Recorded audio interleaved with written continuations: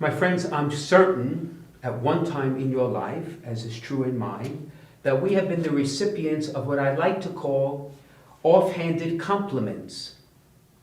Perhaps you and I have been guilty of giving them as well. So for example, there's a very dear friend of mine who, when she says, "My, you're looking healthy," what she really means to say is, "My, you have put on a bit of weight." Or, you're in the midst of this story, which obviously fascinates you, and in the midst of it will say, "Oh, isn't that interesting?" Which really means, when is this story going to end? The truth is, we don't necessarily like to be in that position. So I find it interesting that one could ask, is the Lord giving us an offhanded compliment? Precisely because if he is shepherd, then we are sheep. And I must tell you, having raised in Brooklyn, not being a country kid, this much I do know. To be compared to a sheep is not the most pleasant comparison. Because sheep, by and large, are not the brightest animals in creation, nor are they the cleanest animals in creation. And there are lots of examples where sheep have been led, the entire herd has been led off the cliff because they were just following one sheep, almost mindless. So I ask again, is this an offhanded comment that the Lord is giving us? Or is there something more here? And of course the answer is yes, there is something much more here. For the Lord always says what he means. There is in fact at least one quality that sheep have that is profoundly important in the life of faith for you and me, that deems it to be worthy for each of us to be a sheep of the Good Shepherd. And that, my friends, is the quality of trust. For as we have heard both from St. Peter, who said, sheep go astray when they have not trusted, they have not heard, they have not followed the one they were meant to follow, so too the Lord reminds us that sheep follow the voice of the shepherd because they trust the shepherd. They have come to know the shepherd as the one who feeds them, protects them, guides them, will come to their aid.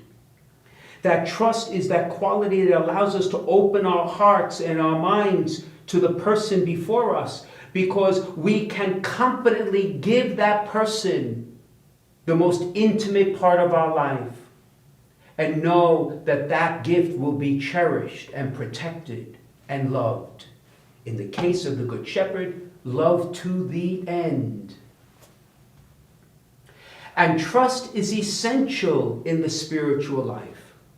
Because, my friends, you and I have been given a great gift of the outflowing grace of the Good Shepherd who has died and risen.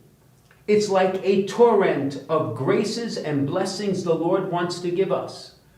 But we need to welcome them, accept them, and we can't unless we trust him.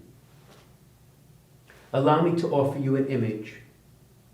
If you go to the sink and take a glass and turn on the faucet until the water is streaming out like a torrent, and put the glass under the water, upside down, the glass will never fill.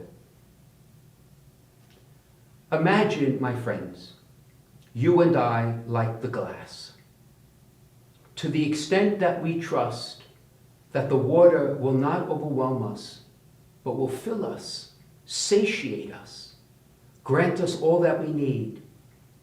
If we have the grace and confidence to trust, and we begin to turn that glass around, that glass being my spirit in yours, my heart in yours, suddenly the water will find itself into the glass, first as a trickle, then as a torrent, and then full and overflowing.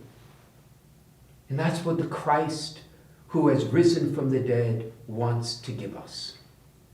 To overflow with his love and his forgiveness and his mercy and his kindness. And the gifts that he gives us, sometimes seen, sometimes unseen. But those gifts need to be accepted, and they can't be accepted except by a trusting heart. So the Lord always says what he means. And he means to compliment us. He means to challenge us. He means to fill us. And my friends, if we learn to trust, even in the most difficult of circumstances, he means to give us what he says today, that they may have life and have it more abundantly.